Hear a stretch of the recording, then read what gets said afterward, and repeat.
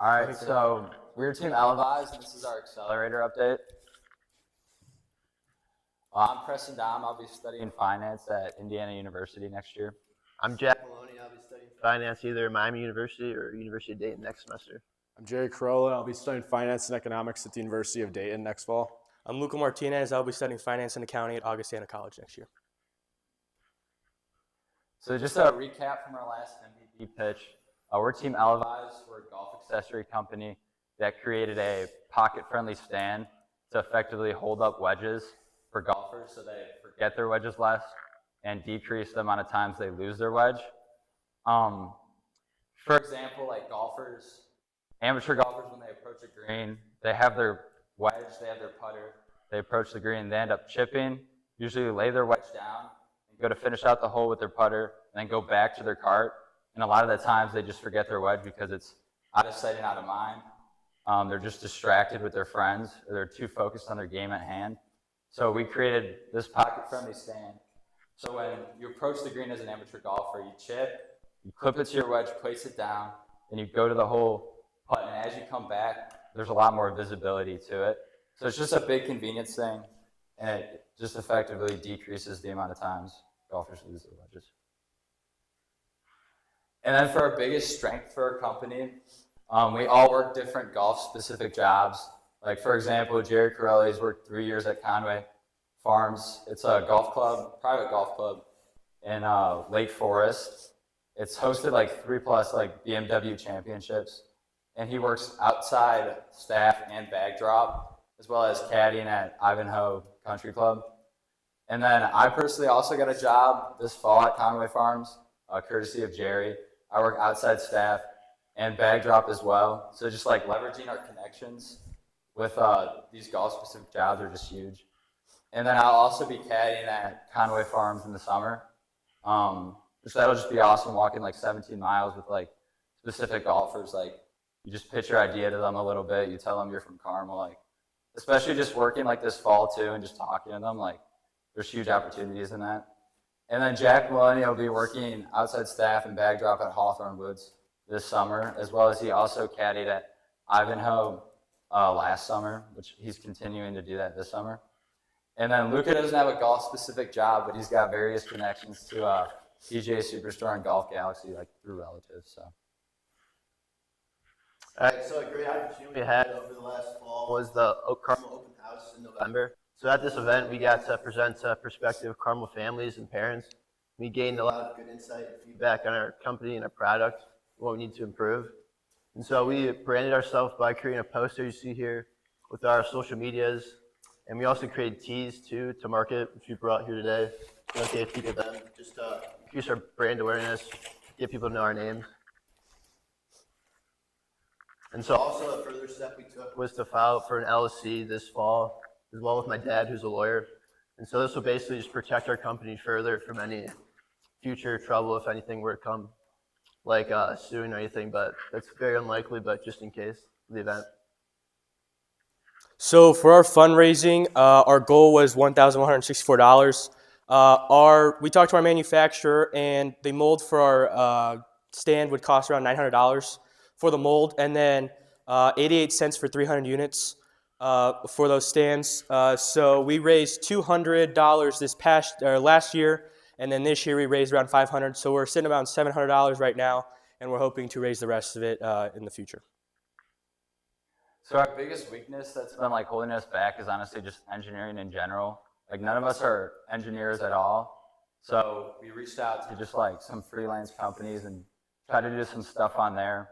I mean, Fiverr and Upwork, they're two freelance apps where you can spend like $15 to like $200 just to like hire people to do like specific, we did like CAD jobs to try to engineer a product.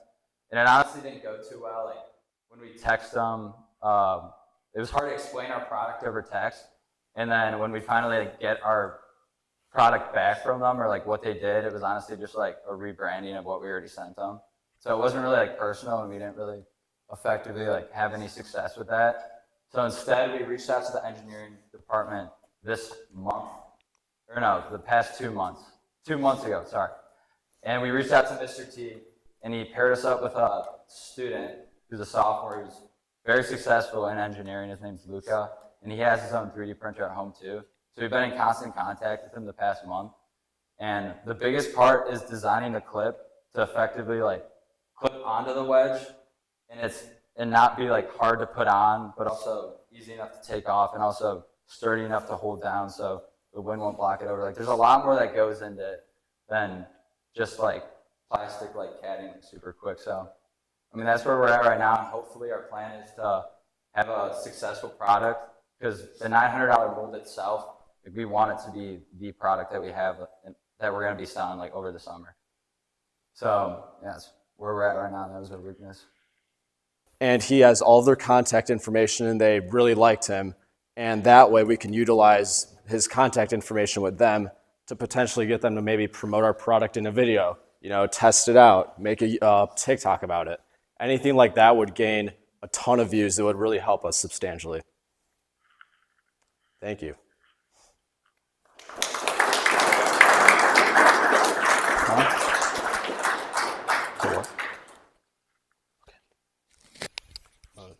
All right, I think we're done. Are we doing questions? Any questions? This thing, are we doing questions or? I have one. Did you all talk to those clubs or the club managers about this? Yeah, so at Conway Farms, me and Jared are really close with Crimson. We pitched that. Crimson, he's the head of I said that like but he's the head of outside bag drop. He like manages all of us, and he actually really liked the idea. Like obviously they have caddies at Conway, so like at Conway it really wouldn't work, but it's more for like amateur golfers, like just going out to like courses like around by yourself. So. I have one question. I've seen some of you guys featured in William Patrick pictures. You guys know that he does a lot of the sports pictures right for Carmel. And I've seen you guys, so congratulations on your athletic careers. But you know that he does, I think he works for Titleist or has connections with Titleist. Have you guys worked with William Patrick at all and when you're talking through this and seeing what he might be able to do for you? We have not. No, we haven't. That's a good idea, though. We should definitely reach out to him. He's such a nice guy, too, that he'd be very open to just helping us, too. And maybe promoting. I would say obviously he's very well versed in social media and getting his footprint is growing significantly. So it could be an opportunity for you guys to expand.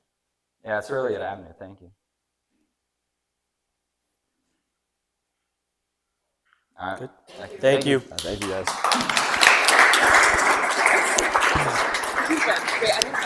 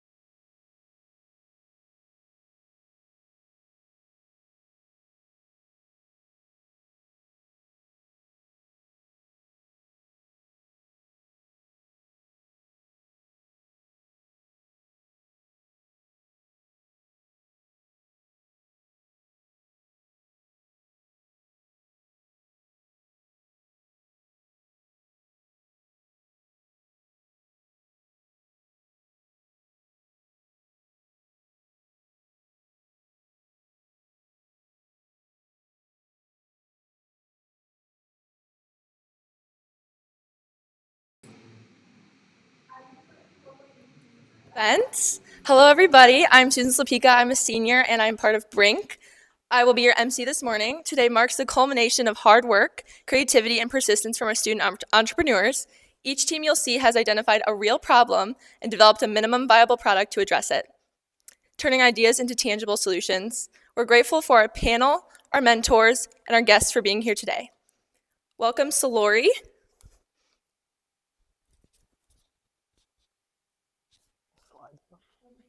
There you go. Thank you.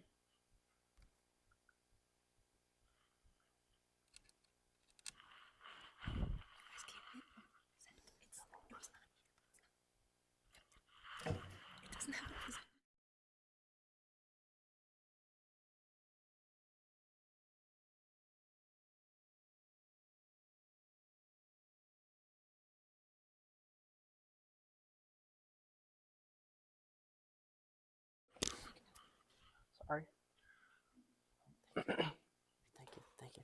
All right. I just want to thank the panel for being here, especially with your guys' busy schedule. But I want to start us off with a question.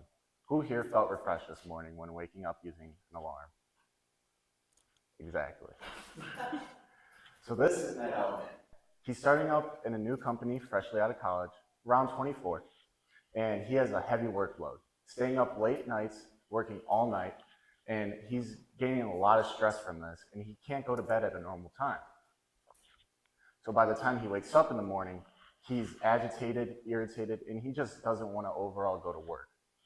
So, but he still has to because it's all of our duty. So when he's at work, he has higher anxiety and higher cortisol. These are major problems as higher anxiety is going to lead to him not cooperating well with his team, and higher cortisol is overall going to lower his mood. And there's evidence of this problem.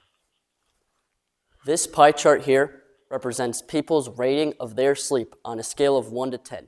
10 being the best, as in you woke up feeling alive, feeling amazing, and 1 as in you woke up and you just didn't want to get out of bed, you snoozed your alarm, and you just did not want to get up and take down the day. So out of 1,700 people that we surveyed, only 2.9% of those people ranked their sleep on a scale of 1 to 10 on a 7 or higher point scale. Only 2.9%. That is incredibly low. And our goal here at Solori is to turn that 2.9% into at least 50% of people who feel that way about their sleep. So we are Solori. We want you to sleep smarter, rise relieved. I'm Angelo Bernardi. I'm the Chief Operations Officer. I'm Shane Quinn. I'm the Chief Executive Officer. I'm Dane Jackson, Chief Technology Officer and Published Writer. And we are Solori. So who are we? We are an alarm clock system that is designed to help you wake up feeling better and feeling more refreshed. We have an actual alarm clock as well as a wristband that you wear during your sleep. It'll be very comfortable, and it'll have 3 key components. Number 1, it'll be able to track your breathing, your heart rate, and your REM, or your rapid eye movement. And all of those are components that help us know what stage of sleep you're in and where you are in your current sleep. As well as it vibrates to wake you up. Let's just say you have a partner or you're sleeping with someone else in your bed and they wake up at different times than you. This vibration will silently wake you up, not waking up the other people near you. As well as it's easy to use, and it also displays the time on it like a watch. The clock itself has multiple features as well. It displays the time.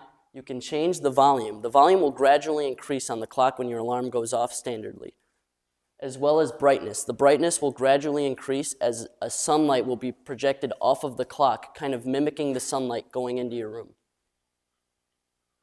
So all of this will be easily connected through a simple, easy-to-use mobile app that you can change the time when you want to wake up, but instead of waking up at a direct time, you wake up in a time window. So if you need to wake up at 7 o'clock, you might have a window of 7 o'clock to 7:30, and during those 30 minutes, we will find through your REM, through your breathing, through your heart rate, when is the best time to exactly wake you up.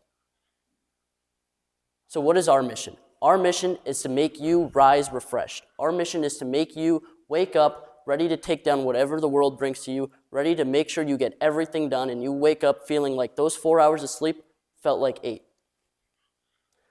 And our vision is to do this all through our Stage 1 sleep technology, or also known as S1S. Our Stage 1 sleep technology is the technology in our wristband that tracks your breathing, your heart rate, and your REM, and is able to find out exactly what stage of sleep you're in to wake you up at the perfect time. So how is our solution to this? So say you're up all night having either busy workload or you're out with some friends, but you still need to be up early in the morning. So you open up the app and then you select the desired time that you would like to wake up. Then once you officially fall asleep, the sleep stage monitor will begin to activate, and it will track these different key features such as your heart rate, your breathing, and your rapid eye movement. Your rapid eye movement is a stage in your sleep called REM sleep, which happens once every 90 minutes, which is why we have an optimal time in our Stage 1 sleep technology of a 30-minute window. And then once it detects in the range that you set, that you have hit this REM sleep, Stage 1 sleep technology will activate, sending a Bluetooth link straight to the alarm clock to activate the wake-up process, which will be a sunrise and and a gradual sound increase so you can feel refreshed and relieved when you wake up in the morning.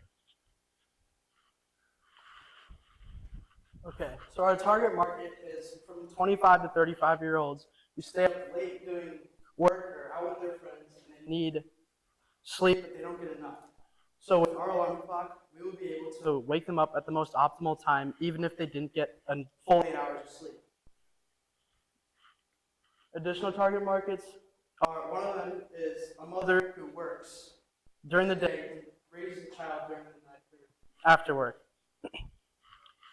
While they're doing this, they're probably not getting that much sleep. And since they're not getting much sleep, they just have to go to bed at 2 to 3 a.m.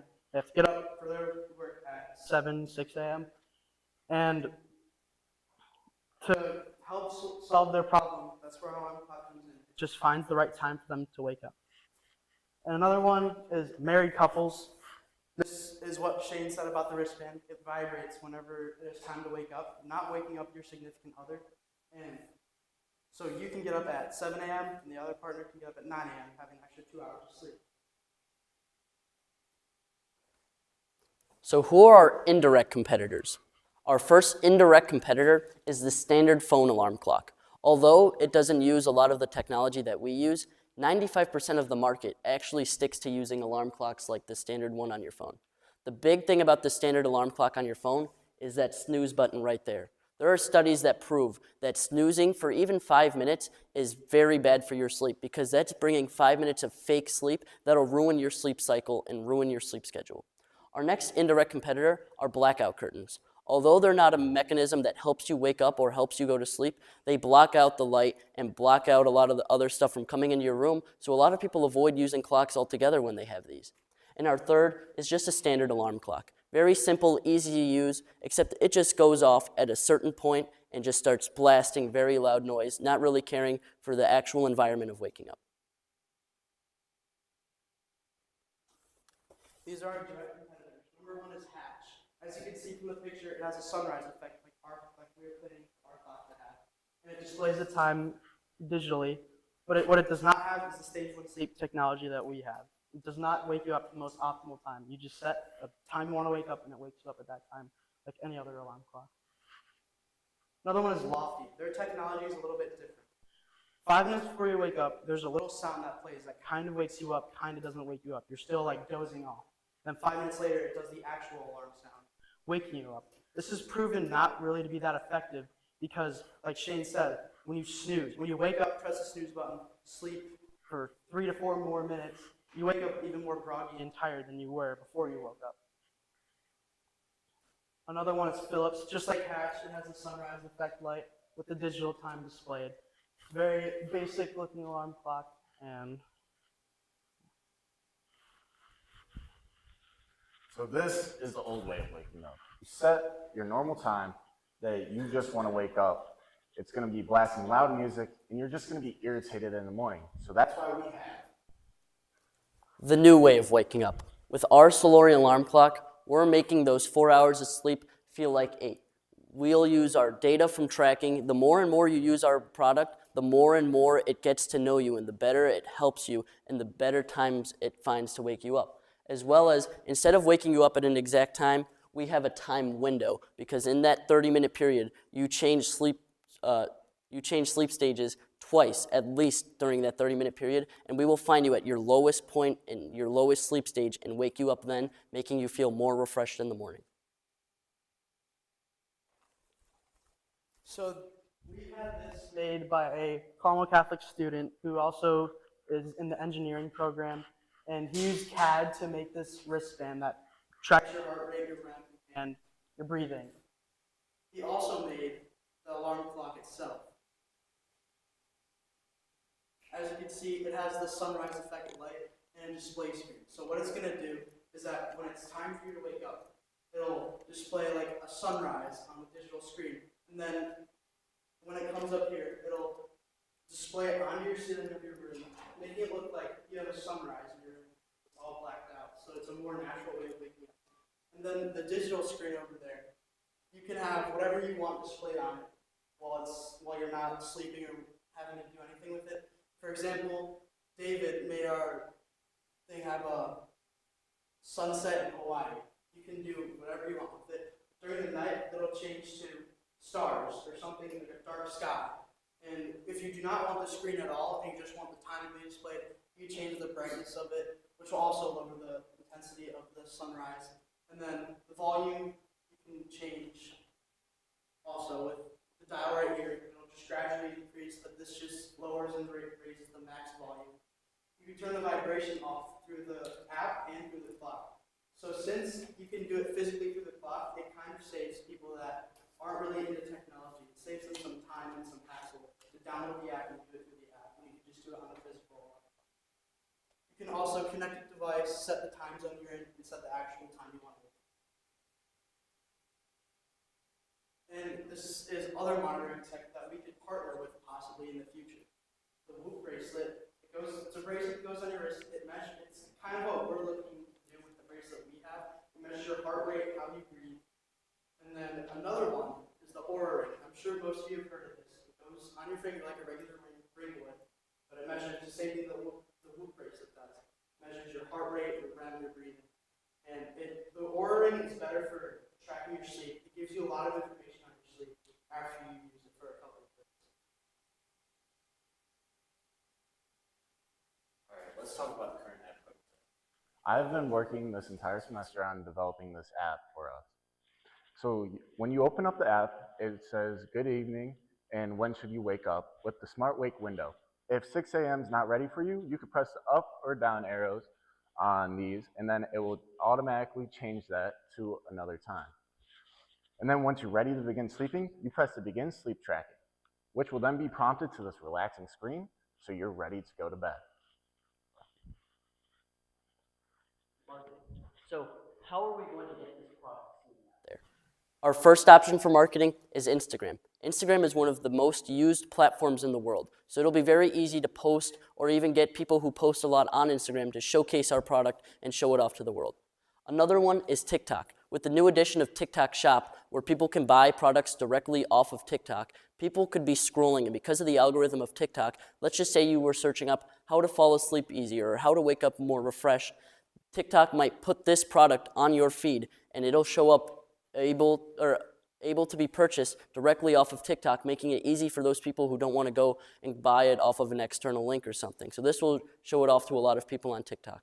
As well as Amazon. Amazon now is a vision where you can showcase products. Amazon is the #1 company for buying online goods. You can showcase on Amazon, it will be seen by a lot of people. So why should you explore? We have 3 major themes on why you should choose. Number 1 is innovation. We are creating new ways to wake up and helping propel yourself for the better work.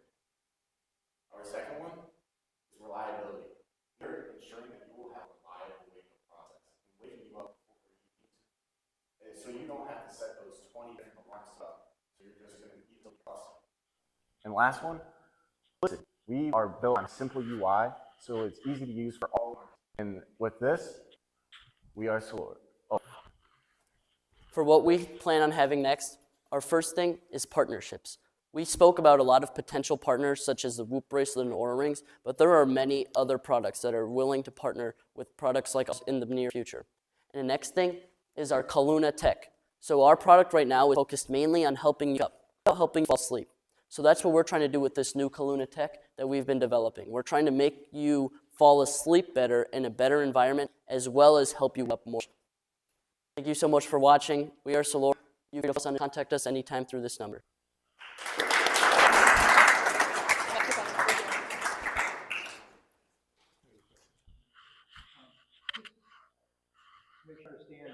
The technology. So basically, you pick the time you want to wake up, and then it backs off like within a 30-minute window what the optimum time is to wake up to feel most rested.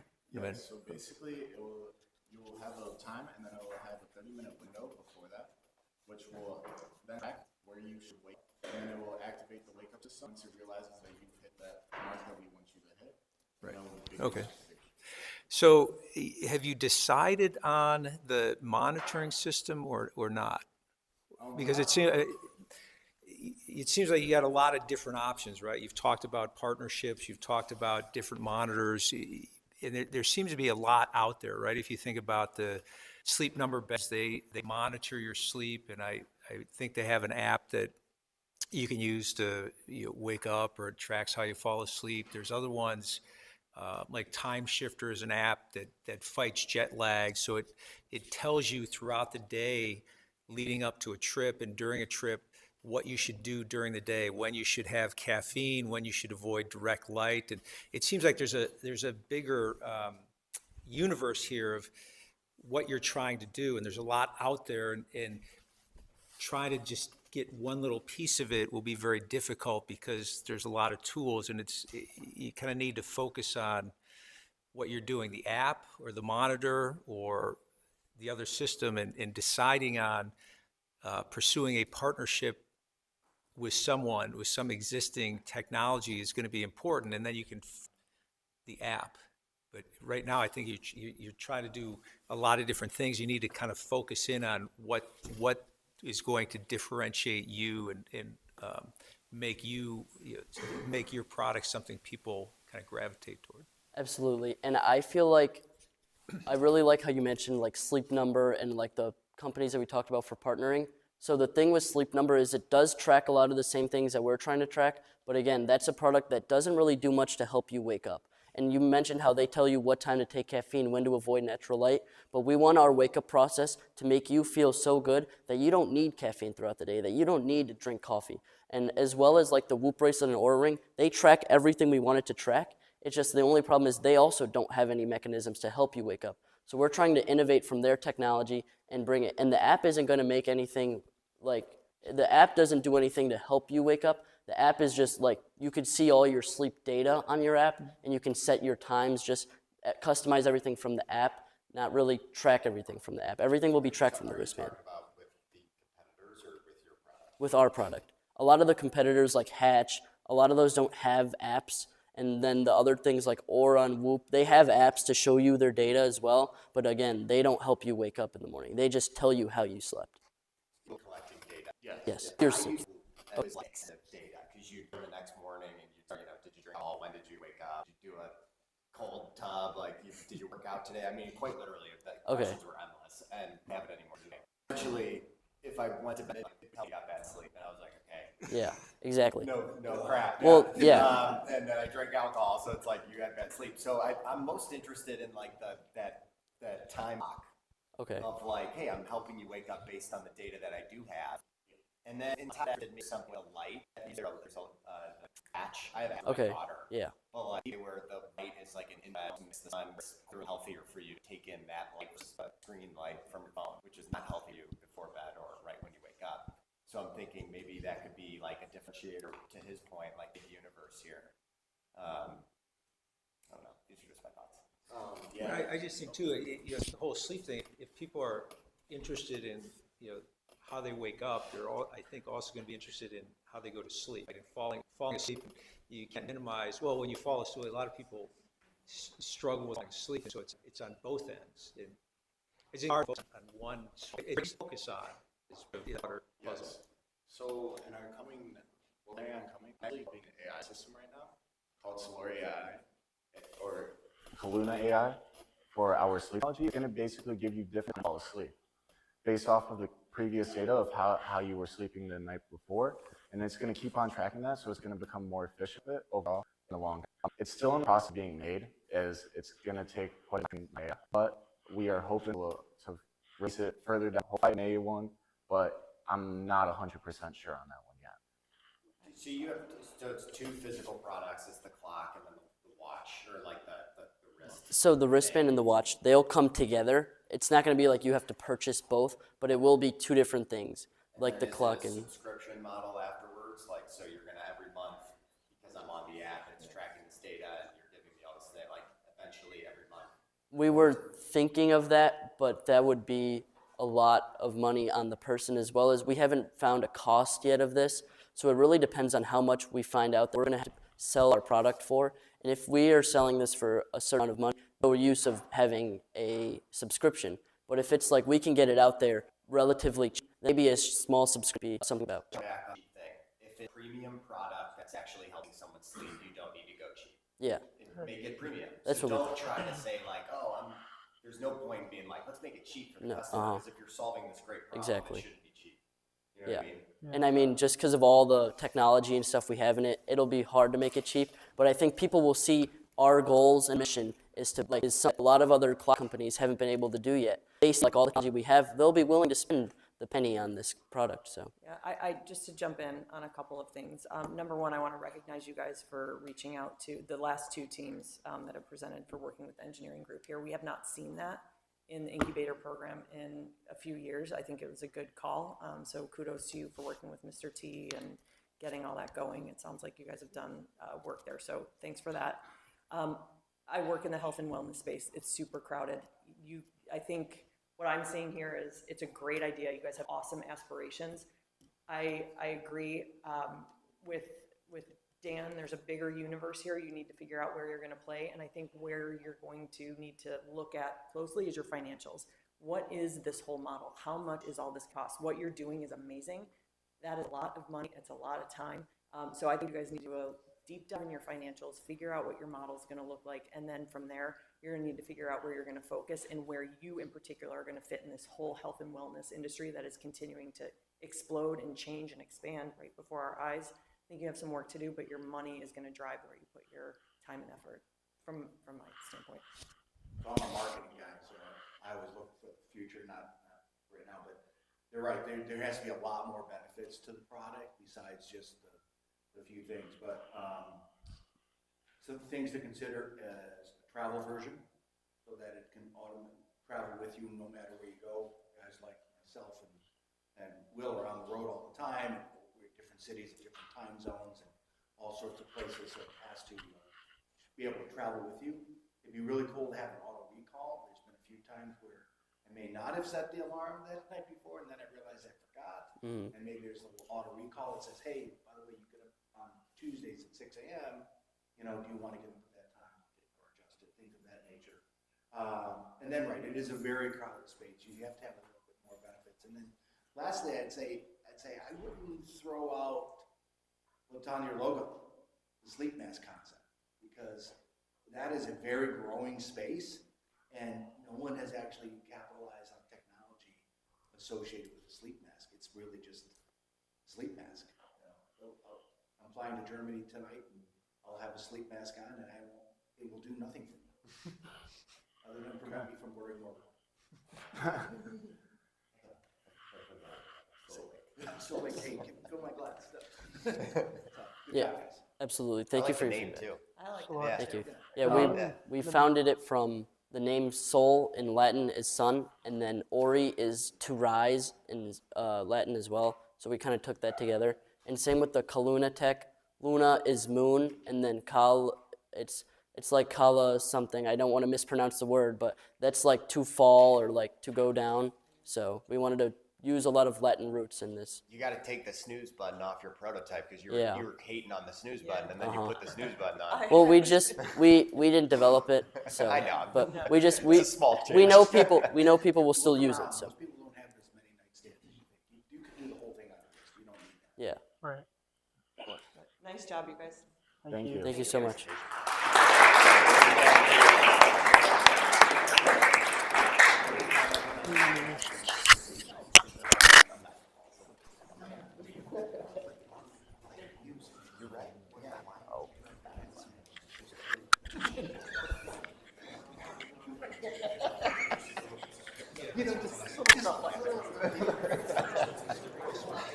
We can only drink. That's the nice idea. Yeah, me and you.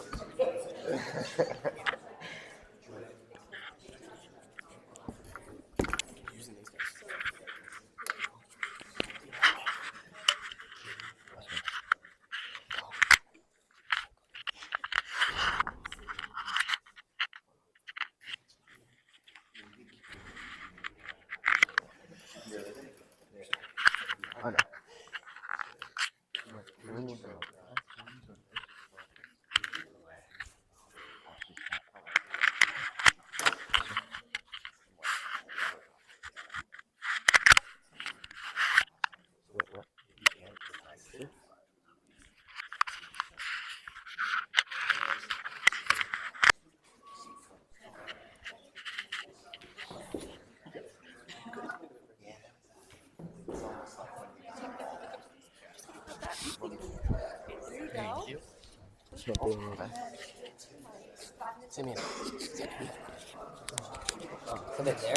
Wait, are we able to do it without the mic? Do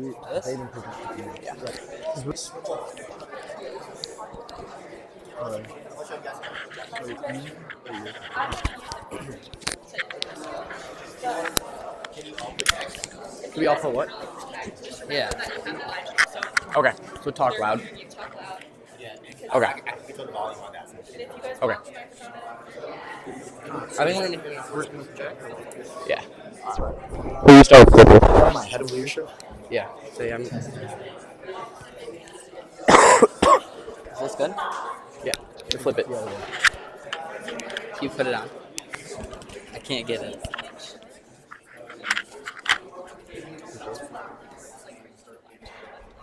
Just project. Okay. All right.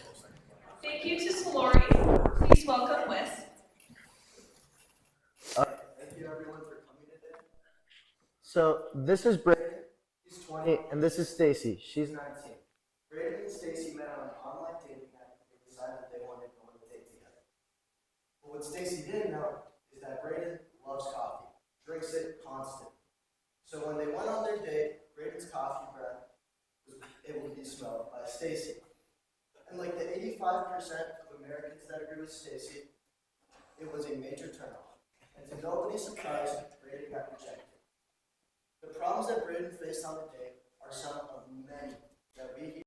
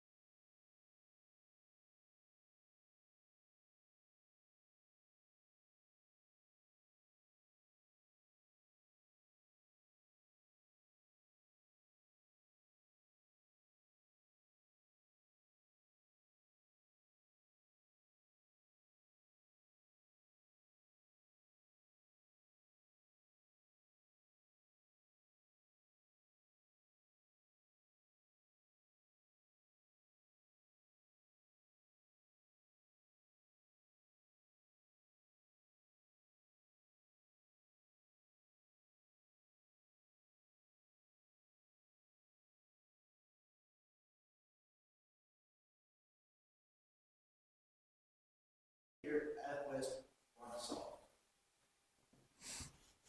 So I'm Nate Kovarik, and I do finance for WISP. I'm Mick Strypek, I'm in charge of leadership. So, for the group of people like Brayden, these young social men that like to go club to club, bar to bar, or out on dates, most of those being gum, or more specifically, Mentos gum. Now, this is a great product for keeping your breath clean and fresh and giving you that minty taste. But the problem with gum is very unprofessional and distracting. If Brayden put a piece of gum in right before his date and walked in with Stacy, she wouldn't be able to pay attention if he's chewing between every other word when talking to her. Plus, he wouldn't be able to eat or drink with that minty taste. You would have to keep chewing that gum if you want to keep that steady, minty flavor. And also, it is seen as not cool by Gen Z, and Gen Z makes up 70% of the consumer market for mints and gum as of now. So their sales have dropped in the past 5 to 6 years. Now, another major product they turn to is Altoid mints. Altoid mints are great, and many people love the strong flavor it gives you immediately.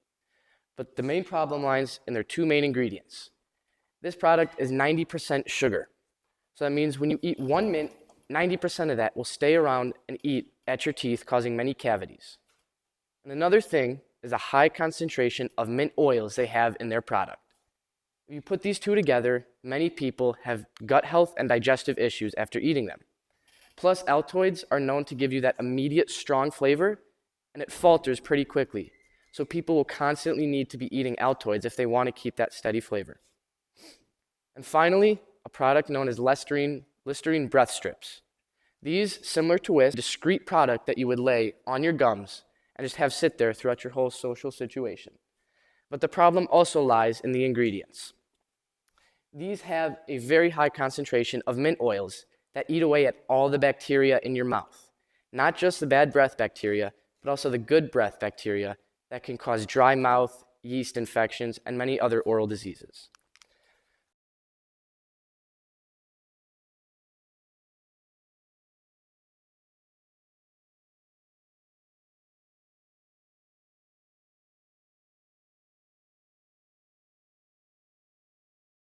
So what Wisp aims to do is bring you a product that is subtle in flavor, something that won't be too distracting for anyone you are talking with. We also want to bring you a product that is sociable. You are able to talk, you are able to eat and even drink without this product being distracting to you or anyone else. And finally, we want to bring you a product and experience that is satisfying. So you're going to want to come back and keep eating it. So what is our solution? Our solution is a pouch that's made with a tea bag-like material. It's 1.5 and 2.5 centimeters in length and width. And here are the ingredients that we use to make our delicious pouch. First is xylitol. Now I know what you're thinking. Xylitol is not as well known as sugar, but xylitol is an all-natural sugar substitute, and it has more health benefits than sugar. And studies show that people that use xylitol are more healthy and are more active than people that normally just eat sugar. Next is microcrystalline cellulose. Now this is simply just a binder for all the other ingredients in our pouch. This makes the consistency of the powder in our pouch a little more fine, and it also helps bring out that peppermint flavor that we use. Next is green tea extract. Now green tea extract is a little bit of flavor, but the main reason why we use green tea extract in our pouch is for the health properties that it has. When the green tea extract enters your saliva and while you're sucking on the mint, it cleans your teeth and it makes your breath smell better because it kills all of that bad bacteria, and it's also natural. It's a natural health benefit. Next is our flavorings. We have 2 flavorings. We have spearmint oil and peppermint oil. These are simply just 2 different flavors, so if you prefer spearmint or peppermint. Now, unlike Altoids, which have a high concentration of peppermint oil, we use less peppermint oil, and also because of the cellulose that we have, it brings down the concentration of that peppermint oil so that the flavor stays up, but the concentration stays down. And lastly is lemon zest. Now lemon zest has a little bit of acid to bring out that flavor, and it's also, again, just a binder to help keep that powder nice and fine. Now I know what you're thinking, lemon zest could go bad in the pouch, but the way we prevent that is by drying out the lemon zest first and turning it into a fine powder so that all of the powder in our pouch is one nice consistency, and again helps bring out that flavor.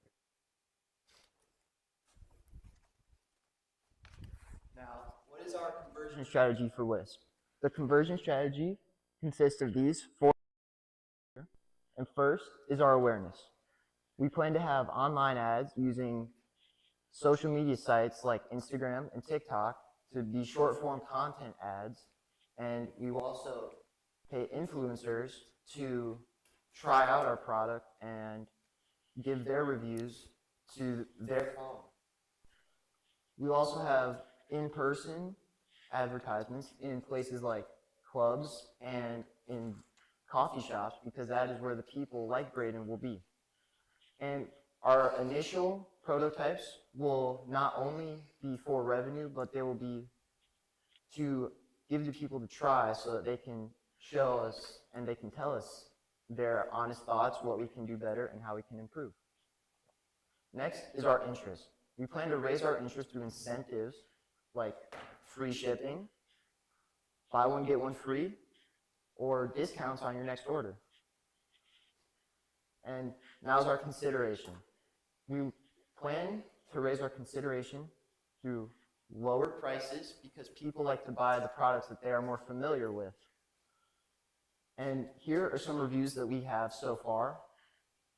And as you can see, our initial prototypes are getting very good reviews. Now, our action phase will be our main money grabber. After we raise that consideration, that interest, and that awareness for our product, we will have to sell it. And our main revenue source will be a subscription service similar to another food source that I'm sure you guys are familiar with called HelloFresh. Now, HelloFresh's subscription service is a weekly delivery service. You have an initial shipping fee, but you customize it based on the number of people you have in your household and the number of meals you want for that person. Now our product, or our subscription service would be similar. Based off of studies and data that we found, ours would be bi-weekly, as that is about how long it would take someone to go through a tin of our mints. It would be customizable to one person, whatever flavors they want. There would be an initial shipping fee, and it'd be about 25 mints per tin. Now you may be asking yourself, why Wisp? What's Wisp going to do differently? As Nate mentioned earlier, we plan to hit these 3 benchmarks. Something that's subtle and won't be noticed. Something that's sociable, so you can talk with it in and no one knows. And something that's satisfying, that's going to leave you with a nice, even taste throughout. And that is where Wisp aims to make something that is discreetly delicious. Now, we didn't want to leave the story of Braden on a cliffhanger. So after discovering our Wisp products, Braden goes back on the dating market and can finally go out with the confidence he deserves. Thank you.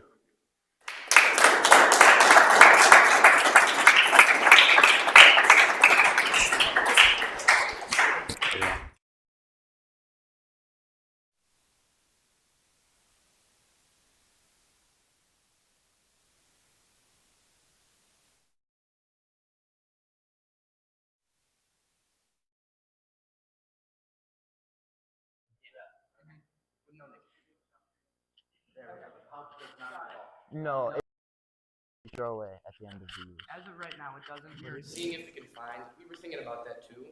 You want to have it, you can spit it out, maybe onto the ground. Yeah, I'm on that date, I got to spit. Yeah, that's it.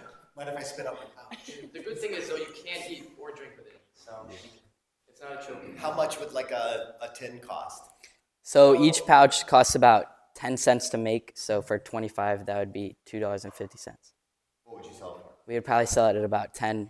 Any other, there's products like this. There are some similar ones. Most of the ones we found have nicotine in them, so that is where we'd be different. Because they have like coffee pouches now. They have the caffeine. I don't ones. do. Have you made one? Yeah. Yeah. We actually have some. We have prototypes with us. I've had one. Good job, Josh. Is It's a little wood. Is this it? Yeah, these are the prototypes that we have. As in, you're I saying, put this on, are you advising me to put this in my mouth? Yeah. I have one in right now. You do? Oh. It looks Here, like a wait, Josh. desiccant that goes in a drug bottle. So you have one in? Yeah. Yeah. How long do they last, you say? So they last about 30 minutes to an hour, depending on how long you want to keep it in. I hate having drinks in my mouth, if I'm being honest. You don't like having what? And so your thought is you just Yes, leave ma'am. it So and you it just leave it dissolves. in, and you can do whatever you need to when you have it in. Once you're, yeah. you gotta get the pouch to dissolve. Yeah. Because if somebody digests that, you're responsible for that. Oh wait, so I cannot eat. I should spit the pouch out. Yes, ma'am. Did you spit the pouch? Did you? I did, I took it out. It was good strength in the mint, yeah. Yeah. But So I we're. did spit it out. I don't like having sound of mine. Like, I don't, not into it. You're But you ridiculous, can eat or seriously. drink. You can eat or drink. Yeah, you can eat or drink while you have it in. You can. So I work with all of the big guys, Mars, Kellogg's, all of them. So this is a very competitive space. Hershey, they do all the mints, and so does Mars candies as well. It is a dead space right now. It is not a growing space. So there is an opportunity to reinvent it, especially to consumers like you guys. A couple of things. I do like the fact that it's a multi-pack. Have you ever done Google research into how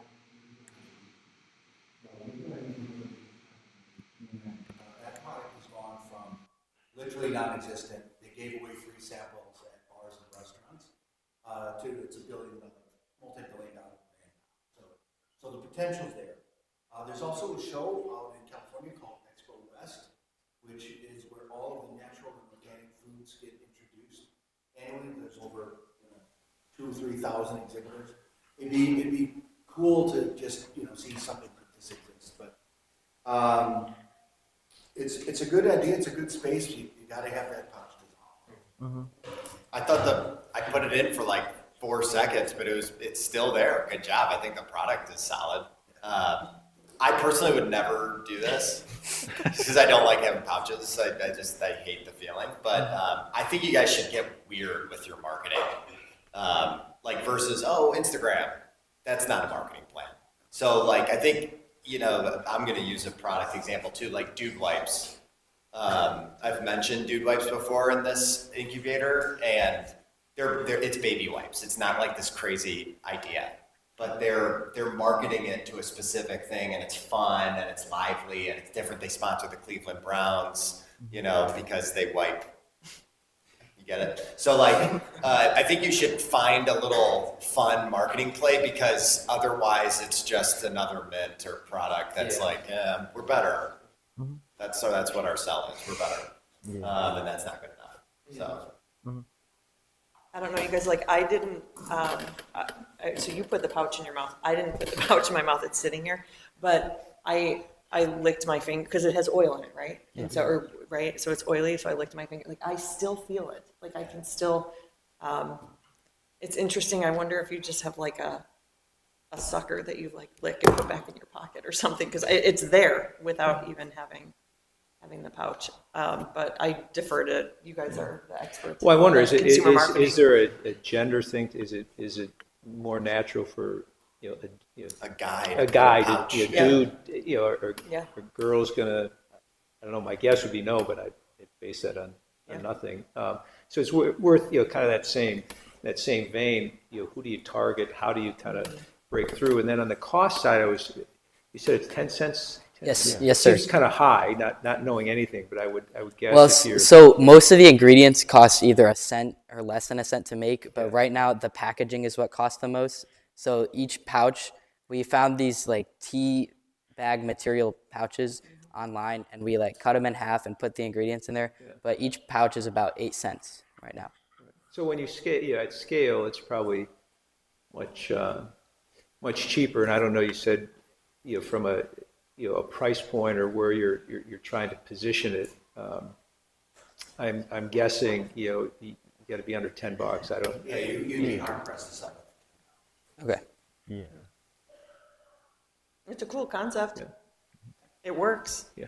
Yeah, I need sugar. I still got it. No, sir. So the xylitol is the sugar substitute. It's all natural. I'm saving mine for the car ride next week.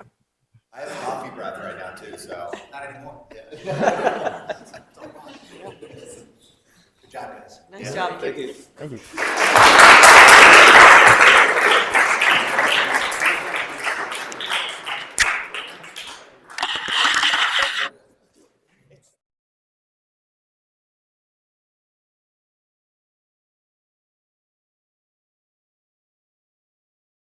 Powerful. I almost wanted to really spray one.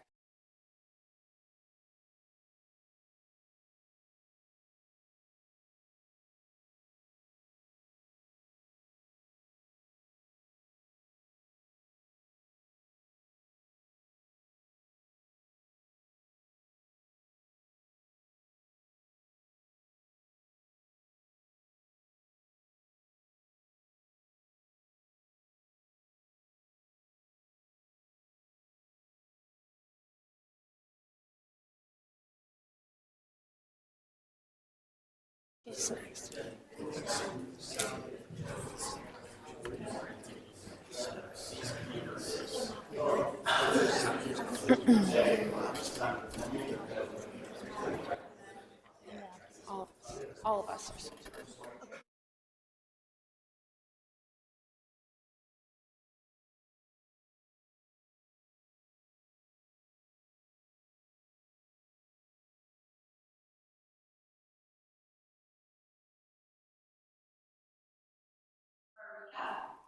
I'm Susan Slapika, I'm Chief Development Officer. I'm Olympia Pisios, and I'm Chief Marketing Officer. And I'm Maren Bowes, I'm Operations Officer. Last year I was on Team Sortify, so this is my first year with Brink. This is our mentor, Mr. Zeman. He is amazing. He has done so much for us. He's taken up so much time out of his days for us. He has such a strong background in finance and operations, and we are so grateful to have him working with us. Now we're going to do our product recap, just so you guys remember a little bit about what our product is. So this is our bamboo plastic straw, and it is embedded with 3 different reagents that detect GHB, rohypnol, and ketamine, which are the 3 most common drink-spiking drugs. If that is detected inside of the drink, the straw will shift color. It will look like this. but it will keep going up. And this would be clear. You would not see those green dots. That's to show you where the reagents are located. So our marketing has been the same since the beginning. We want to market towards college students. Specifically, we want to go to the fraternities and sororities. So for example, we want to sell to Alpha Phi sorority and Sigma Chi a fraternity at different colleges throughout the United States. So then other Greek life houses can look at them and say, wow, they want to protect the people going to their parties and events, and then also giving those parents a peace of mind that their kids are safe when going out. Now we're going to give you an update on what we have completed this year. This is Mr. Zanin. He is our newest Brink supporter. He has a big background on medical device companies, and he also has a lot of knowledge on product development, so we are very excited to work with him. Last April, we also got our first provisional patent. That was a huge step forward for us, protecting the straw.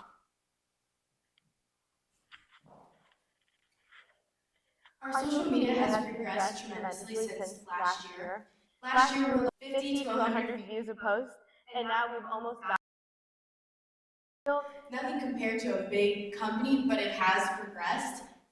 You can even see the accounts reached, it's been more than just our followers.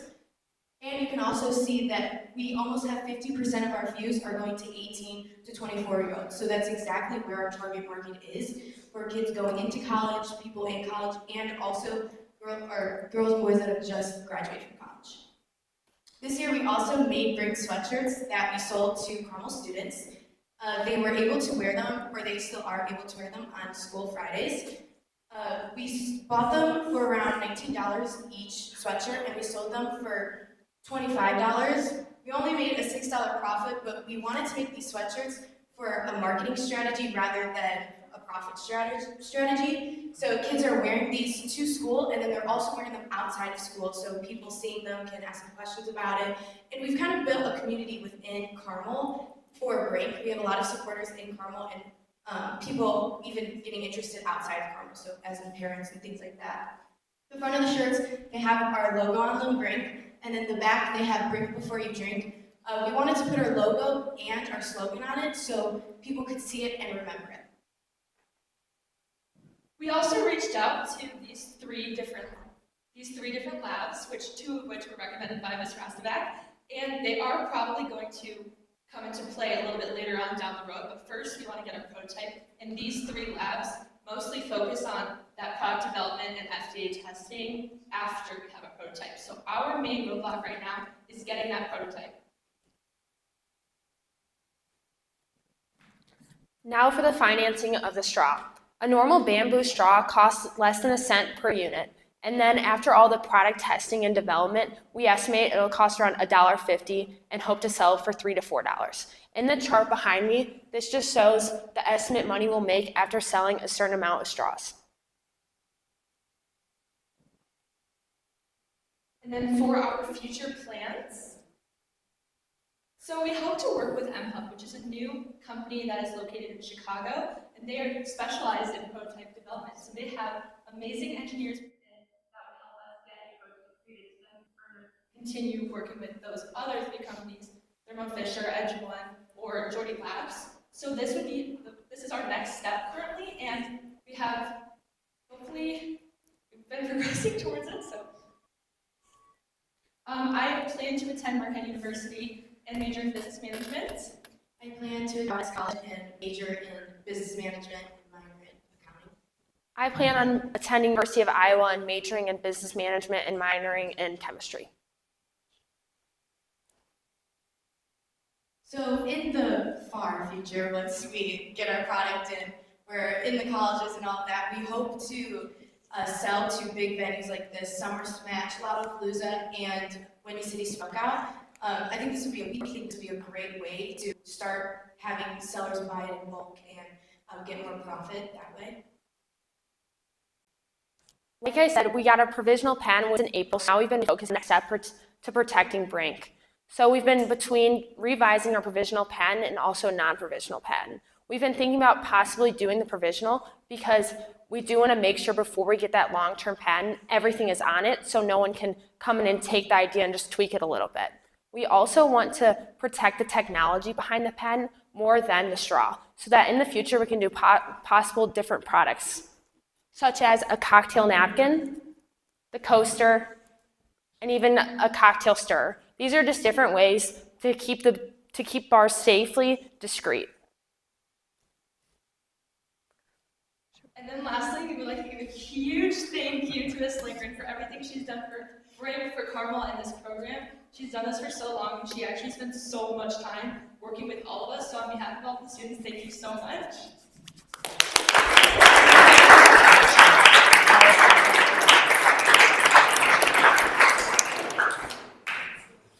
Just one thing I wanted to say, when you figure out your costing structure, do a little investigation into product liability insurance, because in the world we live in today, if something happens and that straw doesn't actually achieve the goals you want to go, first person to come back to is you. Mm-hmm. So just Thank you so much. We didn't even think of that. Thank you so much. Thank you. And was that a single use, or how did it work? Yeah, you can use it with multiple drinks same night, but is that the? So if you know the Starbucks straws, they're actually made with plastic, meaning they're biodegradable, which is a huge plus, but they are one use. So if a drug, God forbid, was in your drink, it would not be able to be used again. So that it can't go back. But if there wasn't, it could continue to be used, which is really good. And we hope that it continues. And then your fundraising again. What's your where are you in the fundraising journey in terms of what's the next big milestone that you're shooting for? Yeah, so we did do the sweatshirts, even though that wasn't a big profit right now. I think we've made around $500 with the sweatshirts. In the future, we do hope to go into pitches like with colleges once we get to that point. There's a lot of colleges that give out big checks if you win presentations or even just place. And I think that once we get to that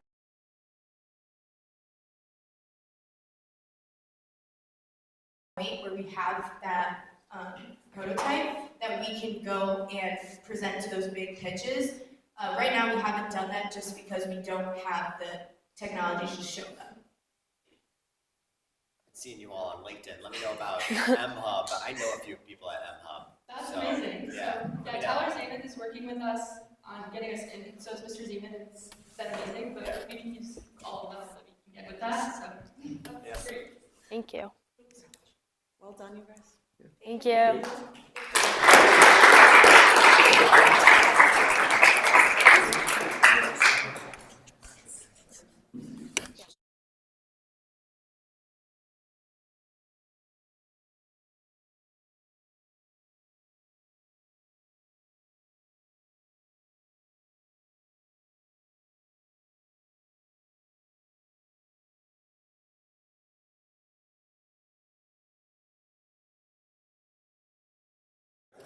They need like the elite substance to be able to test it so that they have a and then it does qualify right now from an FDA standpoint as a medical device because it's ultimately an assay, right? It's testing. Right.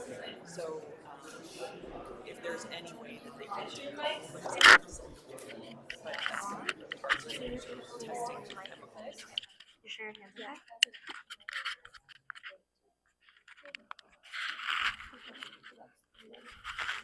Like this? Like this? Yeah, that should be good. And we'll flip it up. Oh, okay. Oh, sure. Yeah, there's a couple.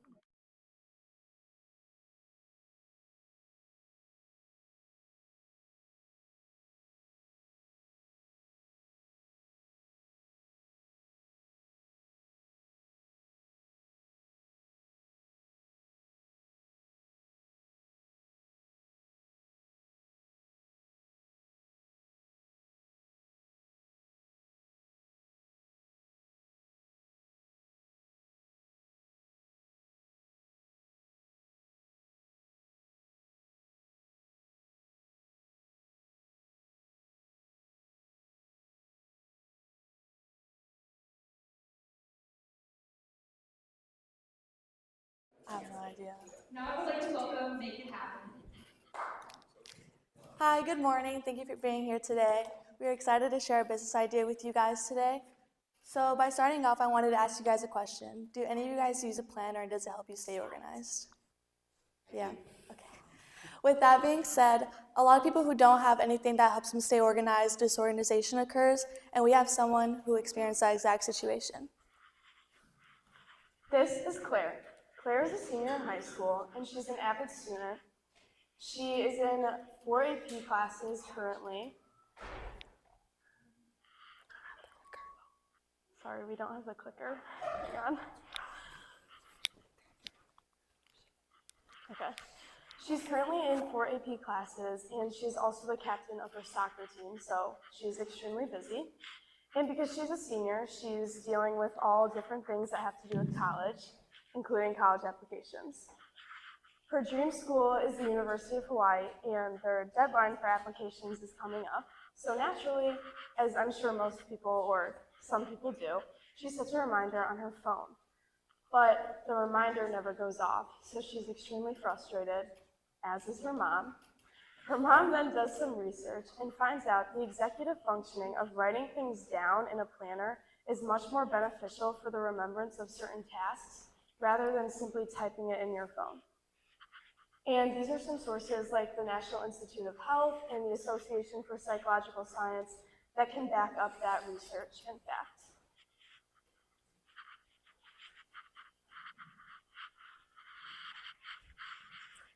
When doing research on our product, we really wanted to focus on executive functioning, because it's really important that for our customers, we make sure that they know we are doing the research to make sure that this product is exactly fitted to their needs. So we did lots of research ourselves, and we're very excited to share what we found. We created a survey that we sent out to lots of people so that we could get their exact opinion on the background of our product. The question we asked was, would you say that writing things down helps you remember things better? Out of those responses, 91% of people said yes. This let us know that this is an active problem and that our products can really help us solve that. Another question we asked is, would you buy a planner that is tailored exactly to your own needs? Out of that, 80% of people said yes. This gave us the confidence to know that by focusing on executive functioning with our product, we can help increase cognitive brain usage and help make sure that when you're writing things down, you remember exactly what you need to know. We also conducted a study with a Carmel student named Susie. We had Susie write down things that she had to do on a Make It Happen planner, and also had her type out things that she had to do on the computer. She typed out her volleyball practice on her computer, and also wrote down the exact times on her Make It Happen planner as well. Susie is looking for an exact page that shows all of her volleyball schedule with boxes that are big enough to fit what she needs to bring to practice, what time, things that she needs to do before the practice. And she found that by writing this down and having bigger boxes in colors that she picked out specifically for her, if she were to have that in the future, she remembered her practice better than just typing it down on a computer. By doing this study with a Carmel student who is actively involved in many studies and extracurriculars, we found that our products can really help solve a real-life problem that somebody had. Now I'm very excited to introduce the team of Make It Happen. Hi, my name is Leslie Gallegos, and I'm the CEO of Make It Happen. Hi, my name is Carolyn McDermott, and I'm the COO of Make It Happen. Hi, my name is Rachel Feinendagen, and I'm the CMO of Make It Happen. Hi, my name is Marissa, and I'm the CFO of Make It Happen. With that being, I'll talk to you about the process of making our first prototype. Leslie, could you please pass out the planners?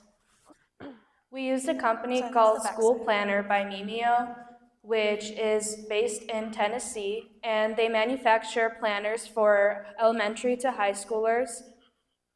And through our connection with Carmel, we were able to make that planner. And above you can see 2 pages from our prototype. The first one depicts one that would probably be used by someone in fine arts to write dates down. And the second one would be used by someone who has sports or likes to work out and wants to track their electrolytes. Next, I'd like to talk to you about our competitors. So our very first competitor is Emma Studies. She was an influencer who started off by making planners pages for teachers and branched off to her current website where you pick your page and you download it. As you can see, it's very overstimulating and it's not as easy to use. Secondly, we have Todoist, which is solely online, and they work more like ClickUp, where you book your meetings, your homework assignments, anything like that, and they're very tedious, and there's a lot of technology that goes behind them, versus we would like to make our website really easy to use, and obviously we're on paper. Lastly, we have AI planners. Obviously, AI has become very popular nowadays, and the first thing that popped up when I opened this specific AI planner was what subscription I wanted to use and all the limits that it comes with, versus our planners will not have as much limits, as we won't tell you what price it is until after you've designed it so that you can fully customize it to your liking, and at the very end add or take off things that you think you may or may not need.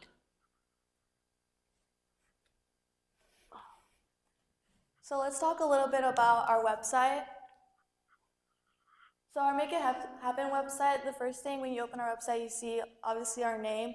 I try to go with something minimalistic just because our biggest thing was like a website being overstimulating, like a bunch of words, and you didn't really know what to click. So scrolling down to our website, we have where our products would be. As of right now, since we don't actually have 3 different basic planners to use, and we just made our first one, I just used these 3 basic pictures to kind of get an idea of what it would look like. So in these 3, our first one, probably like a basic planner, and then that's like when you click add to cart, you can actually customize it. And then scrolling down to it, you would see what our kind of goal is as a company, and it has a little paragraph of what our goal is. Then underneath that, it has our contact us. This is where if anything would happen, if like your planner didn't come, or if there was any problems with it, or actually if you wanted to make any donations. And underneath that would be our email and our phone number to contact us. Lastly, it would be our social media. This button is where you would click to find our Instagram and our TikTok. Bouncing off what Leslie just talked about, when making our product, we made sure that marketing is a very important thing to focus on. One big part of marketing for us was social media based on our target market.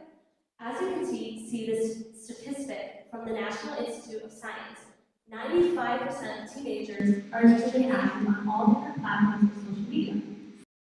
As being our target market, we made sure to make several social media accounts so that we can reach people that we know. We have an Instagram account, which you can see on the screen, and we also have a TikTok account. In the future, we plan to post strategic posts that can help you convince people to buy a Make It Happen planner. We also plan to techniques and things you can do to stay more organized, using our planner, and also different layouts and ideas for how you can make your planner. You can have color ideas, pictures of your family and friends that you can add, and many other techniques and features that you can add to your planner. Not just focusing on our target market, this National Institute of Science says 7% of parents are also extremely active on different social media platforms. Even though that older age range is not our exact target market, we wanted to make sure that we are reaching all different types of audiences. Parents are very busy. You are all very successful and busy yourselves, whether you're a spouse or a parent or living your own individual life. You all are extremely busy and productive. We wanted to make sure that all different types of people, teachers, parents, everyone has a chance to have an individualized planner tailored exactly to you. By using social media, we are reaching out to all different types of audiences to make sure that they are seeing that we have this product and that they are individually able to have something that is customized exactly to them through platforms that they use regularly every single day. Speaking of that, I have a very exciting news to share with you. In the future, we look to collaborate with all different types of schools and different companies. We reach out to 3 different middle schools: St. Patrick's School, St. Gilbert, and St. Francis of Assisi. Out of those 3, we've had one school email us back, St. Patrick's School. What we plan to do with St. Patrick's is to collaborate with them to make planners that are specialized exactly where they're in their own school's schedule. I will give you an example. My little brother Kevin is a 12-year-old at St. Patrick's School. He's a very active basketball player, and it drives my mom crazy that he does not have his practice times and practice dates always organized. Now, he is 12, but as he grows up, he's going to have to develop those organizational skills so that someone is not always holding his hand through life. So, if we were to give Kevin a make-it-happen planner, he could specialize it however he wants. He could have his St. Patrick's basketball schedule as an individual page. He could also have his Carmel feeder team schedule on another page. That way, it is not overstimulating for him as a 6th grader, and he has easy, big boxes with his own color choices, or maybe a picture of his friends playing basketball, or whatever he would like to put inside of it. He could also specialize in going back to the school individual collaborations. He could have a school logo, like the St. Patrick's logo on it, and he could have his school schedule, which is different for every school. Carmel has ABC days. If a Carmel student was to have a make-it-happen planner, they could have ABC days with whatever colors, their class schedule, and they could pick what layout works best for them. Some people's layout is big boxes, as you saw on the rehearsal schedule. Some people's layout is smaller boxes, like you saw on the soccer practice. What is the best thing about Make It Happen is it's entirely your choice. You can pick what colors, what layouts, what font, whatever you want, and we do that for you. That makes us different from planners that you might find at Target or Walmart. When I go there, I'm usually very overstimulated by number 1, the amount. Or the cover, I don't like the colors, but I like the layout. Or I don't really like the layout, but I kind of like the colors. I wanted a planner that I liked everything about it and I could make specifically for my schedule.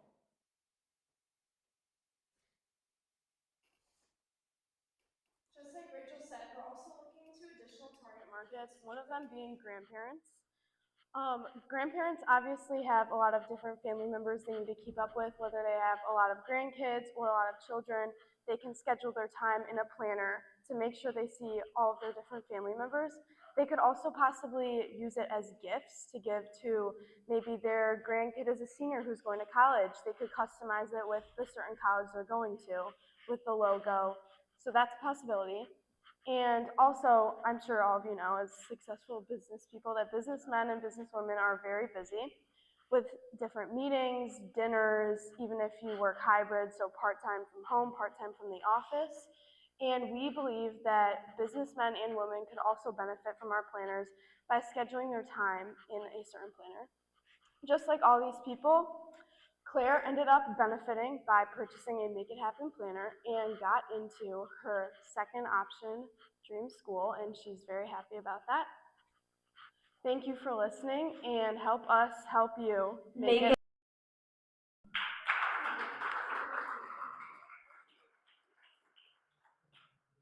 If you have any questions, we're happy to answer. How do you collect the data? We sent out a survey, so we put it in the Carmel newsletter. No, I mean, how do you collect the information for them to build their plan? Oh, yes, that is a great question. Thank you so much for asking. I'm very happy to answer that. So we are planning on our website, when you're creating, this is something that we're looking forward to having in the future, and hopefully we'll have done for our pitch in May for you all, is once you click your whatever planner you want, and we plan to have on a couple different sizes. Because I know some of my friends like a smaller one, I personally like a bigger planner. Once you pick what size you want, there will be a text box, and you're able to write everything that you want. So if you are a basketball player, you could write, I play basketball, I want big boxes, I want this color, I want a picture of a basketball here. You just very descriptive, whatever you want. We also plan on sending a prototype, like a layout, before you hit purchase, or after you purchase it, we work on it, and then we'll send you a layout, and if there's something you want to change or something you don't like, we will change that for you. It's really important to us that our customers are getting exactly what they asked for, and we really want to ensure that. So there will be a process to make sure that you like exactly what it is, and on the website, you'll just be able to type whatever description, whatever thing you want. Our goal is to make it really easy for you. We do all the work. You pick what you want. You can change whatever you want and make sure that you're getting it successfully. So as a marketing person, Yes. you want to figure out ways to capture critical data on that. Mhm. For example, birthdays, anniversaries, dentist appointments, physicals, all of those things, so that they immediately, when the year's done, they realize, wow, I had everything there right in front of me. I got to order another one for next year because now all of my friends' birthdays, my parents, anybody in my working associates, whatever. So. That's an amazing piece of advice. Thank you so much for telling us that, and thank you for the question. Would you sell this in Target or Walmart or anywhere else, like Amazon? My wife like swears by a physical planner. And she's always like, so I'm interested, like, customize is awesome, but it's also challenging too, because then you have a customized order. But, so like, how much would you sell for compared, what is a normal planner like this sell for, like, 10, $20? So for our prototype, it cost us roughly around $35 with shipping fees. And that being said, we also got one for free based on our connection through Cardinal, as I mentioned earlier. And so, as I mentioned earlier, we wouldn't be able to give you the price until you're done customizing it, just because of all those like small details and like the font or the color or everything like that. We wouldn't tell you the price until the end. That way, if you wanted to take something off at the very end for price range, or you want to add something on, that way you still have that opportunity to do it, which is why you wouldn't purchase it until we show you the full prototype. Yes, I have looked on Etsy. We've done like a very big deep dive. We have a planner, like we have found like, oh, if you want a cover of your planner or something like that, we can customize it for you. We have not found any layouts that are like, you tell us exactly what you want and we'll tailor that for you. We did not find that on Etsy.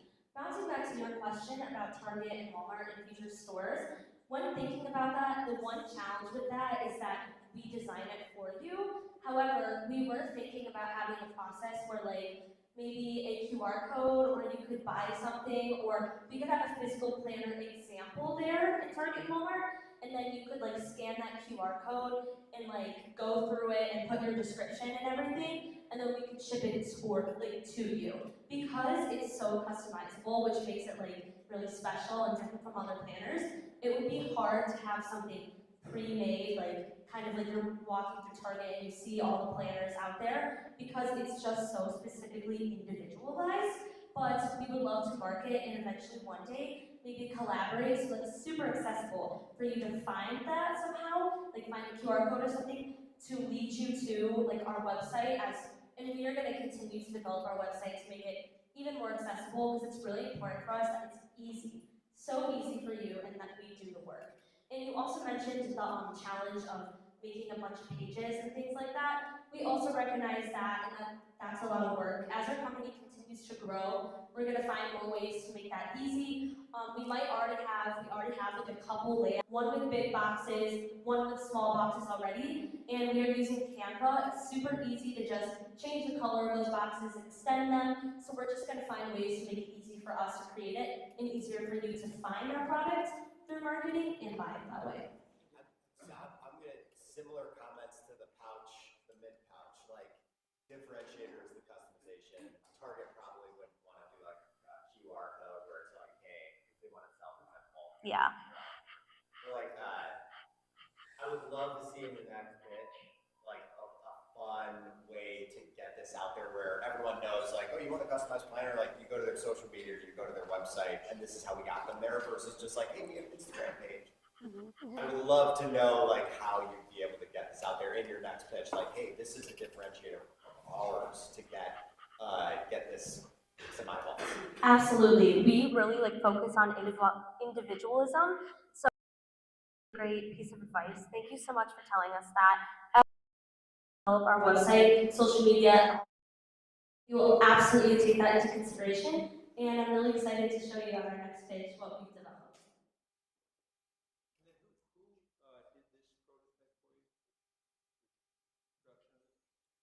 Do you mean our company?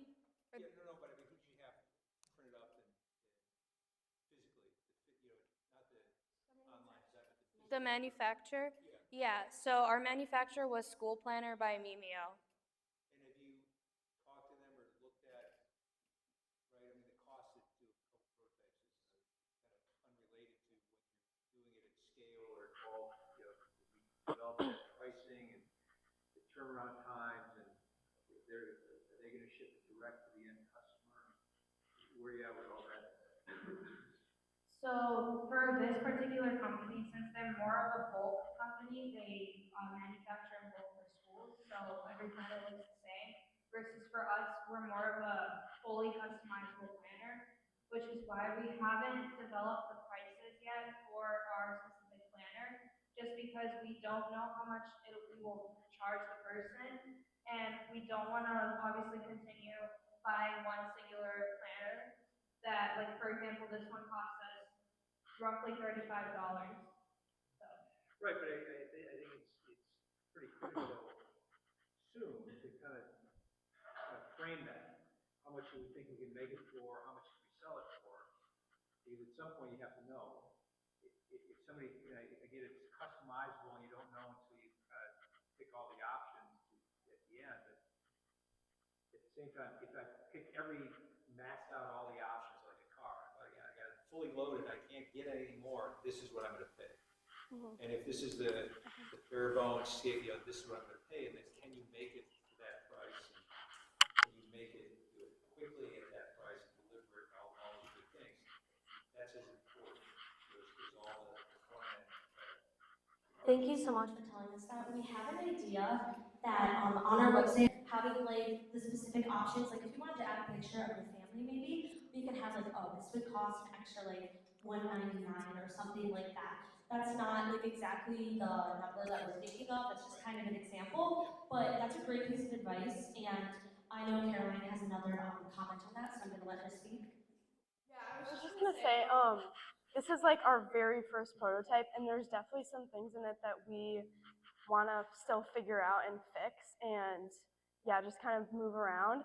So I think we're more focused on kind of figuring that out first before we figure out like, okay, if someone orders a planner, because obviously like on our website we don't have any planners that you can buy yet, because we're not ready for that yet, just because we still need to find out the details on our prototype first. So I think as we figure out those details, we will definitely be able to figure.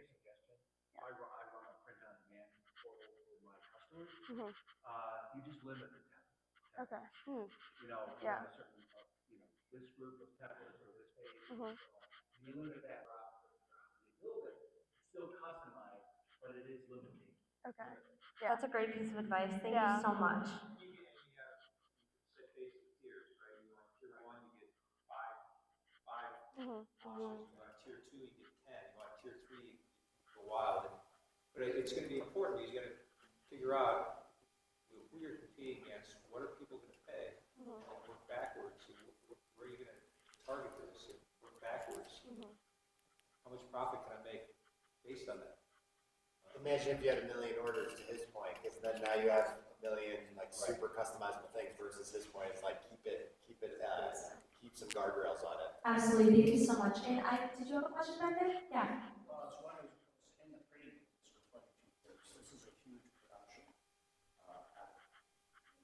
You're basically doing print jobs, and you have to have a very strong system to set that up, set efficient. So you'll have to find a vendor first to do this,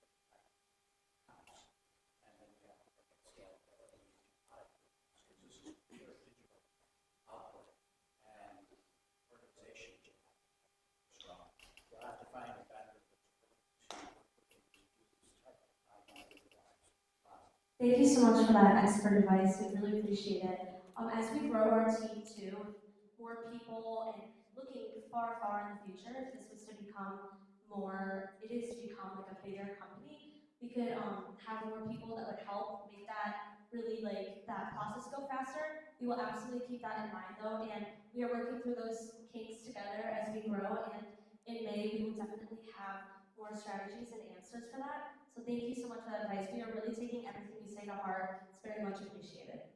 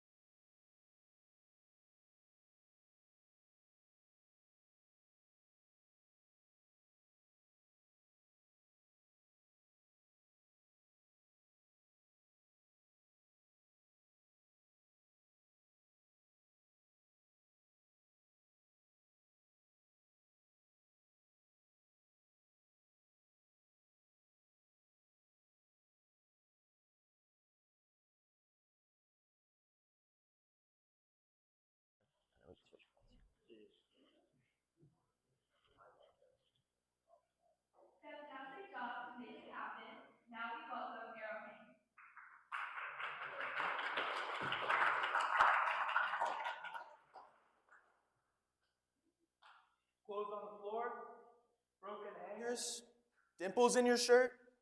If these problems sound frustratingly familiar, then I'd like to introduce you to Arrow Hang, where our mission is to help you spend less time hanging and more time living. I'm Tyler Carlson. I'm Evan Carey. I'm Evan Mays. And I'm Jack Luby. And this is Busy Bill, one of our target customers. Busy Bill is a 42-year-old husband, project manager, and father of two. Busy Bill starts his days early and ends his days late. Between school drop-off, work deadlines, and after-school basketball practices, Busy Bill has little time to breathe. Tomorrow is a big day for Busy Bill, as he has the biggest presentation of the quarter, and he has the opportunity to land a major client for his company. That night, Busy Bill prepares for his presentation, looks over his email, and lastly, before going to bed, he checks his closet to make sure his clothes are ready for the morning. However, when he opens his closet, to his surprise, he sees his suit crumpled on the floor as a hanger had snapped off early in the week. He also sees his other hanger, a wire hanger, is bent out of shape, causing dimples in the shoulders of his dress shirt. Now, instead of going to bed, Busy Bill is spending time re-ironing his shirts, cleaning the lint off the shirts, and finding a new hanger that he can rely on to hang his clothes overnight. By the time he's finished, it's 12:30 in the morning, which is much later than he expected. When he wakes up, he feels tired, slightly rushed, and more stressed than he needs to be. All because he used a simple thing as a weak hanger, which messed up his entire day. Busy Bill realizes that organization isn't just about staying neat. It's about protecting your confidence, time, and peace of mind. All right, so this is our first prototype. I worked with Mr. T in the engineering department to make this, so I printed out each part and assembled it.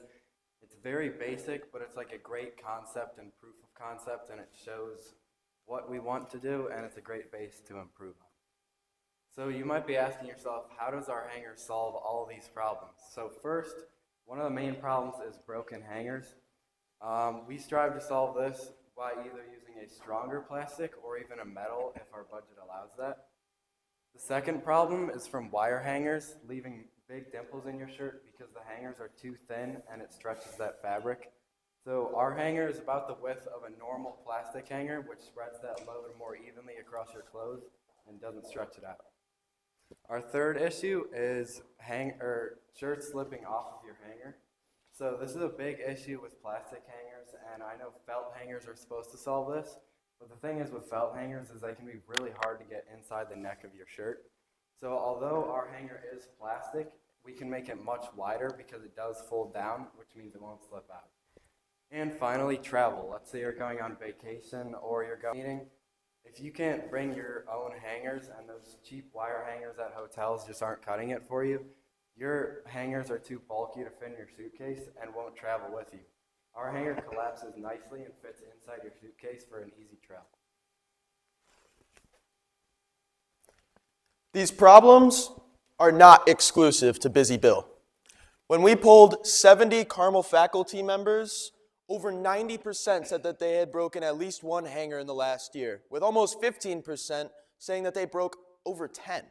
That is an insane durability issue in an everyday product. But that's not the only issue. Over 50% of the 400 Carmel students that we polled said that they would rather endure the hours it would take to wash 5 loads of laundry than just hang up one. This is also an efficiency issue with classical hangers. This is backed by over 50% of the Carmel community saying that when it's time to hang up a load of laundry, those clothes, they end up staying folded up at the end of their bed for days. These people are not content with their hangers, if that's obvious. So we plan to market our hanger to those people on Instagram, Facebook, and TikTok. A theme that we've seen throughout all of these presentations, but that's because these things work. They're tried and true. These are going to hit all of our for a low price and make it worth our while to make these our marketing mediums. All right, so these are a few different types of hangers. First, we have the typical plastic hanger. This one's going to cost you around $1 to $1.50 to buy, and the cheap plastic It breaks very easy and it's hard to get into the neck of your shirt. Next, you have the wooden hanger. Yes, this is a very nice hanger, but it's very bulky and it's very expensive, costs around $4 to $5 a hanger. Next, we have the wire hanger. These ones are very cheap, 25 cents, very affordable. Problem is they're gonna leave the dimples in your shoulders and they're gonna bend very easy. Lastly, we have the felt hangers. These are priced around the same as the plastic hanger at $1 to $1.50. Problem with these is the pain of getting it into the neck of your shirt. With the material that is the felt hanger, it's gonna catch on very easy.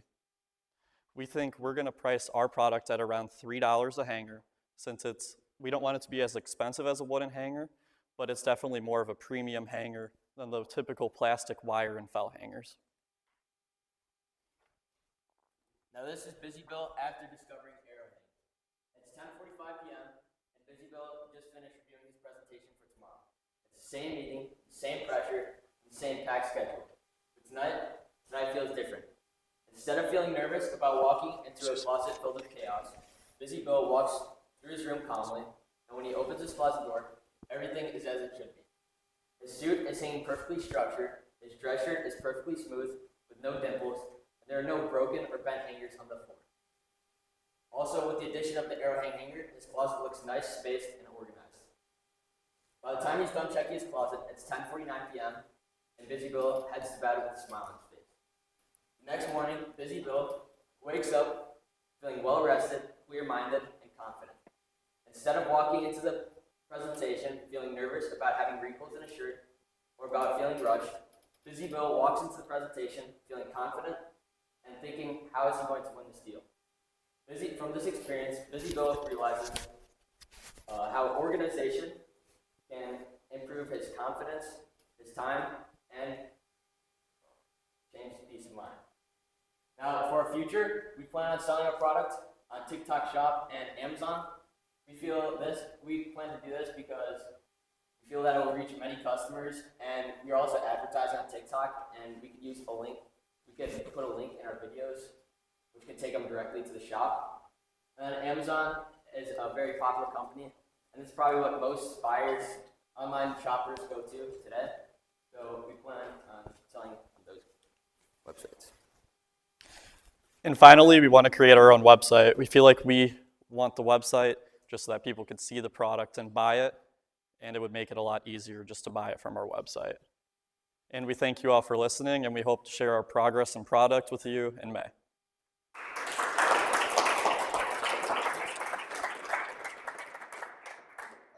Here is the prototype of our product right now.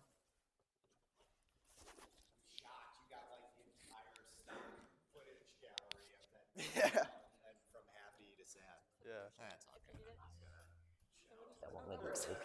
Yeah. So, I'm on that group of that 10 plus breaking hangers. Yeah.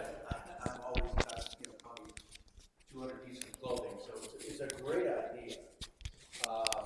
First of all, there are various different sizes, so it'd be kind of neat on that middle stem if you figured out being a little bit of engineer, some kind of different locking stations to switch out to different size clothing, because some clothing is much bigger than clothing is smaller. Number two, perhaps a polycarbonate, that is unbreakable, that does add to the cost, it is pretty expensive. But there's also a big movement towards sustainability, so perhaps find it with a sustainability product to mold it from. Good luck, I think it's a good idea. Thank you.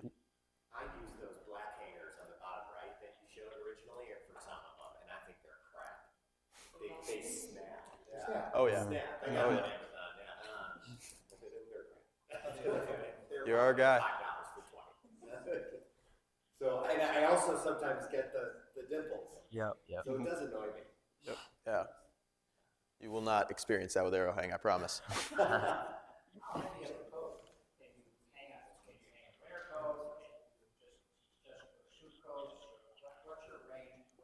With the durability that we're going for, you could hang a firefighter coat on that thing and it would hold up.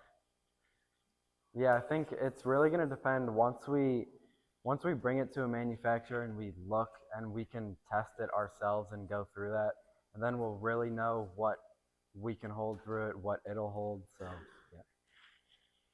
Yeah, they obviously, again, doing the work on, the prototype costing, what advantages you're going to have because you're selling against those other three categories. This is much stronger, more durable, a lot more options. You have to be able to sell those features, but then also understand, what is it going to cost me when I deliver at a reasonable cost, so you can have good profits. I think we've briefly kind of looked into that. I know we can kind of track how much 3D printing material we use and then kind of tell from what does it cost from a full spool of this and then how much did we use. But obviously when you're producing a lot more of these, it is going to be a lot cheaper per product. So yeah, we really have to tell, but that's a great question. But I like Jerry's idea, adding that feature, again, differentiating where it's, I can use it on big things, small things, medium things. Mhm. With that, having that, it will add to the cost, but it's, I think, strong enough selling point that it'll be a big benefit. Also, just a suggestion, I think you should, in your presentation for the next time, really consider like big box retail, like that would be a major, like that's where I'm looking at. Yeah. Yeah. Like trying to create partnerships with not just Amazon, but we would want something like that. Like Walmart and yeah, sure. We have actually thought of that, and we also did kind of lean toward cleaners more. They work with hangers a lot, so we thought maybe work with them because obviously they're handing out your product on their cleaned items every day. So. I'll just make sure, obviously, your presentation is very male focused. Think about so that target population standpoint, not obviously percent of the population, making sure you're thinking about the hanger from a female focus as well. Yeah. For delicate garments, things like that, so that it's not just about heavy, but it's about protecting your very delicate clothing. Thank you for that feedback.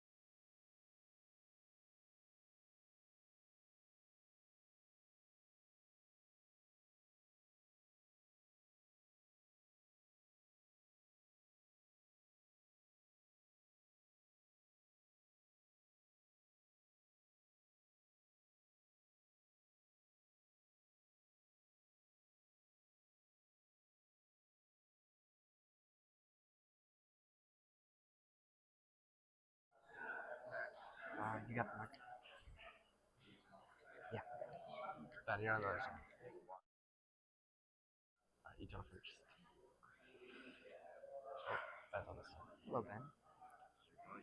Alright. When you talk first. Thank you, Arrowhead, and now we welcome Safe Set. You're before. Good morning, everyone. We are SafeSend. I'm Dylan Brewer, and I'm the Chief Executive Officer, and I'm a junior.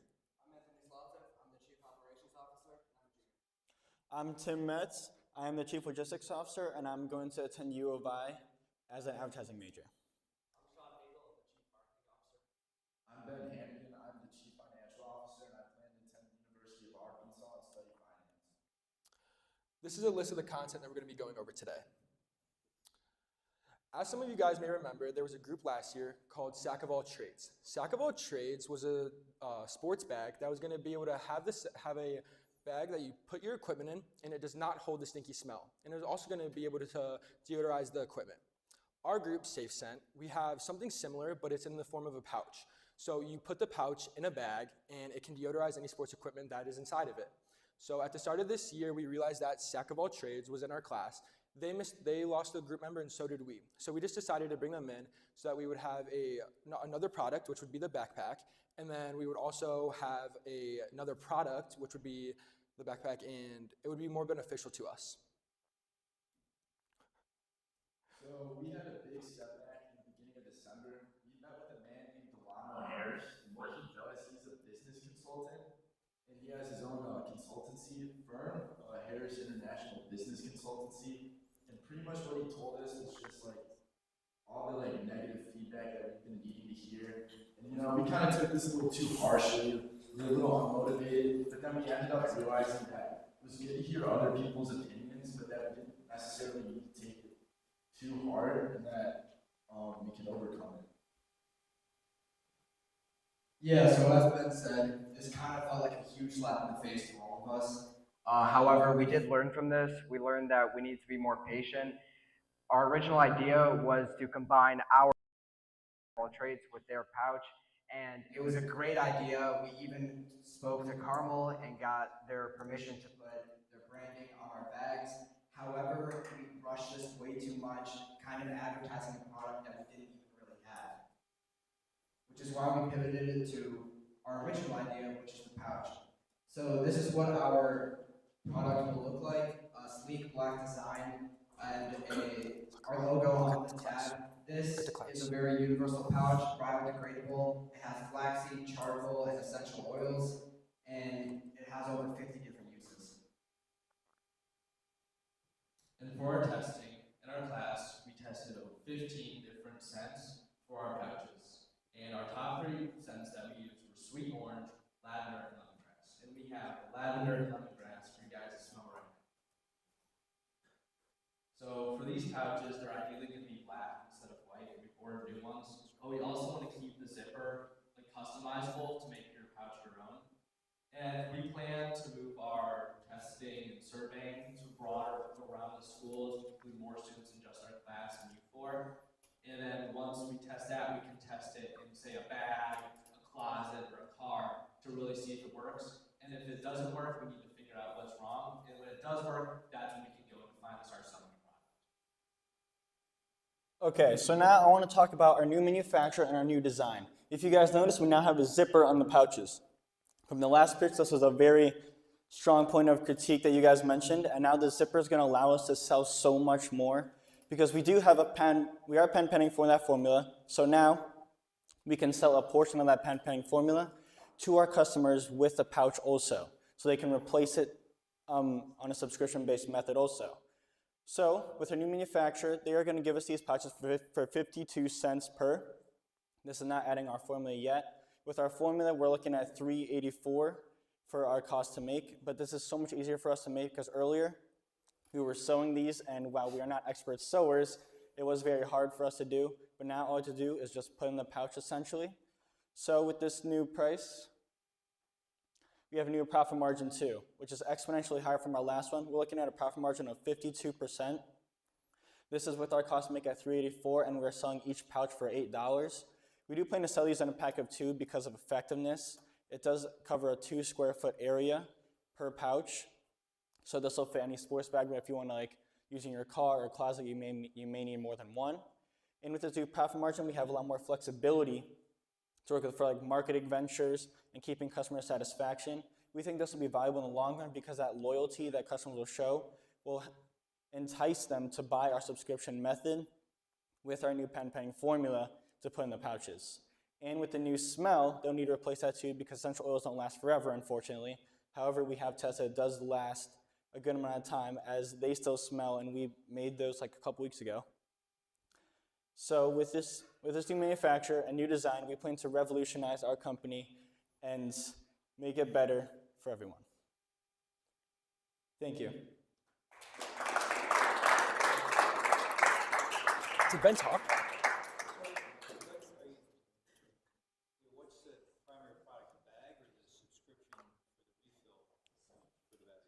So as of right now, I would say it's more so like the pouch and like the filling that's going to be going back inside of it. Because I mean the bag, we kind of went away from that right now because right now like we were really focused on the backpack at the start of the year, and it kind of took like our idea away from the pouch. So we're kind of moving closer back to like redesigning that so that we can go back to having the backpack as well as the pouch. So I throw one of those in a backpack that's meant for athletics and it's supposed to make it smell better. Correct. Yeah, that's right. But the inserts in here are reusable? Like Yeah. you can dump this out? Yeah, so it's all eco-friendly, it's biodegradable, so you can just put it in the trash can. It's not like going to harm the environment as well. Right, so it's the Razor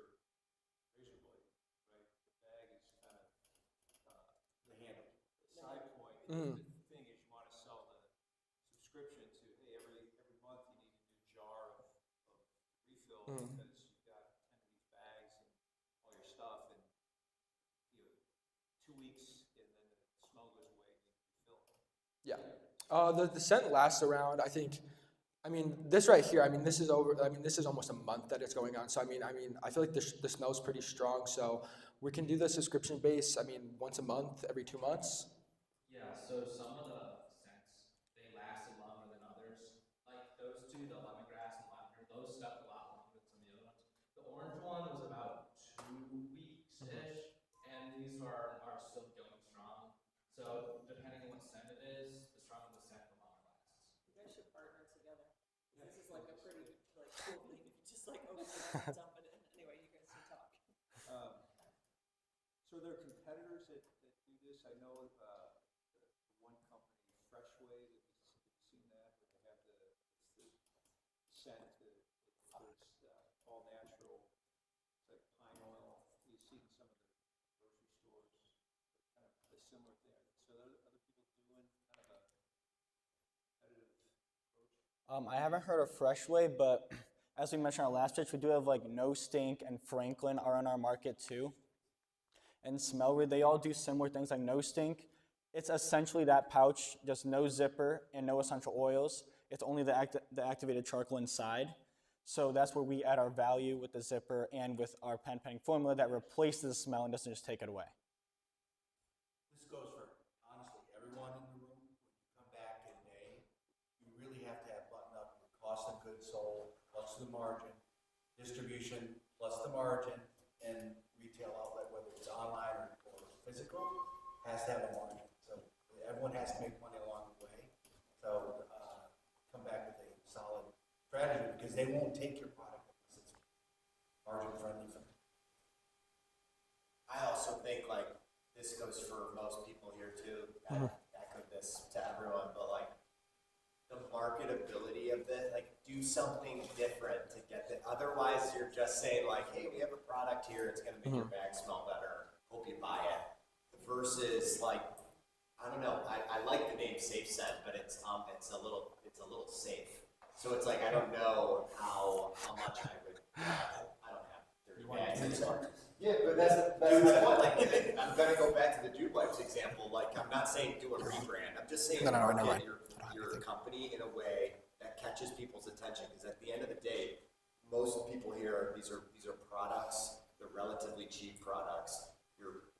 In order to make it like a really big business, you would have to get it to masses, and in order to do that, you have to get their attention. And you can't get their attention by just saying, "Hey, we're gonna be on Instagram." That's not a marketing strategy. And I think that would be a cool addition to everyone's pitch if you said, here's how we're actually going to try to get it out in the initial first 6 months or whatever. I think that would be a good addition versus we have a website. And now we have a social media. I appreciate that, but it's not a marketing strategy. And that's not specific to this company. It's specific to everyone here. Yeah, so I think what you're hearing, right, like what Jerry's saying is button up your finances, Will's saying, get your marketing, go crazy, like give us a hook. What I would say is we really need to see all these groups focus. You guys are very operational, which is awesome, but for you to be successful, you need to have focus, you need differentiation strategy, and that's what we're gonna want to see when we come back here. Thank you, guys. Thank you. Yeah, I didn't think they were gonna say that.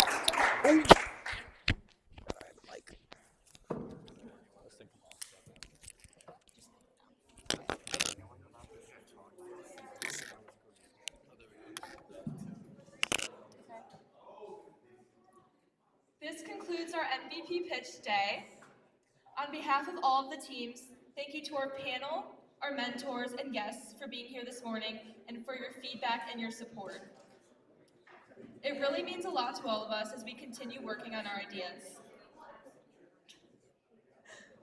As both your MC and on one of the teams, I can say this has been a really meaningful experience. And we are proud to share what we've been working on with you. Thank you again for your time, and we hope you have a great rest of your day.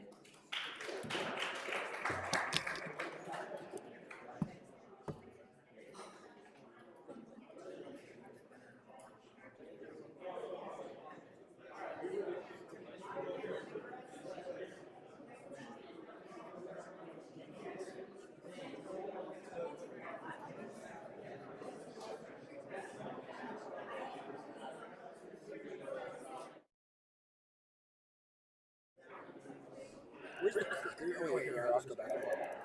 Because we want to take a picture. Oh, right. Olivia.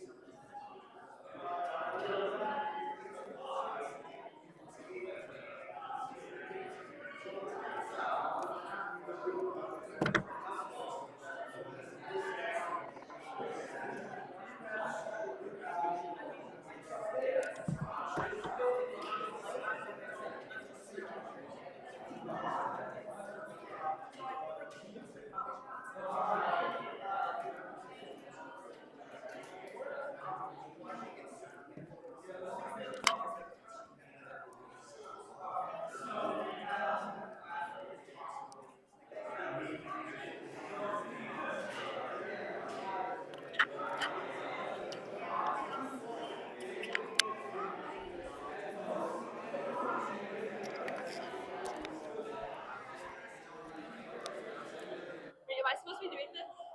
Is it okay that I turn them off? Is it okay that I'm turning them off? Oh, okay, just make sure. I didn't know if that's